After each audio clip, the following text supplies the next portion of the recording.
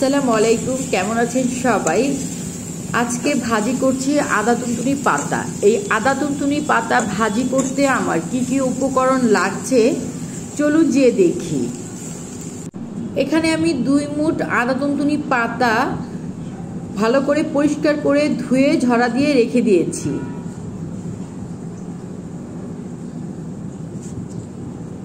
রসুন নিব আমি 3 কোয়া, কাঁচামরিচ নিব প্রয়োজন মতো, পেঁয়াজ কুচি নিব 1/4 কাপ, তেল 4 টেবিল চামচ, লবণ স্বাদ মতো। চুলায় আমি একটা কড়াই দিয়ে দিয়েছি, কড়াইটার মধ্যে দিয়ে দিচ্ছি তেল। চুলার আঁচটা আমি বাড়িয়ে দিয়েছি। তেল গরম হয়ে গিয়েছে, এখন দিয়ে দিচ্ছি পেঁয়াজ কুচি।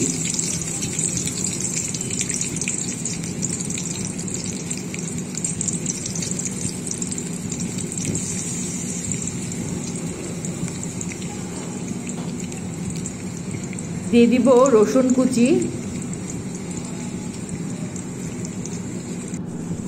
দিয়ে আমি নেড়ে হালকা করে ভেজে নিচ্ছি। এখন দিয়ে দিব কাঁচামরিচ,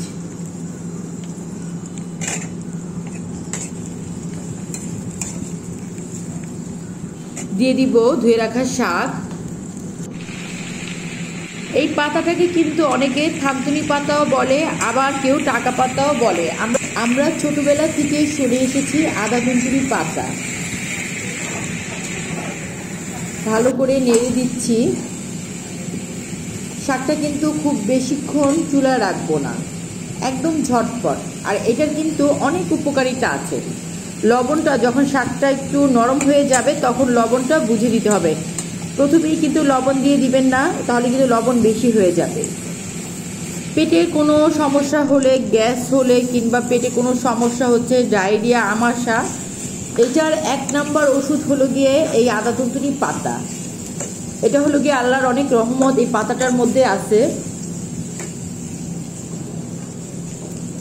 আদা তুনতুনি পাতার ভাজিটা কিন্তু হয়ে গিয়েছে। কেমন লাগলো আমার আজকের ভিডিও আমাকে অবশ্যই কমেন্ট সেকশনে জানাবেন।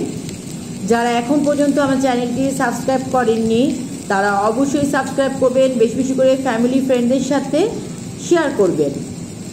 ধন্যবাদ।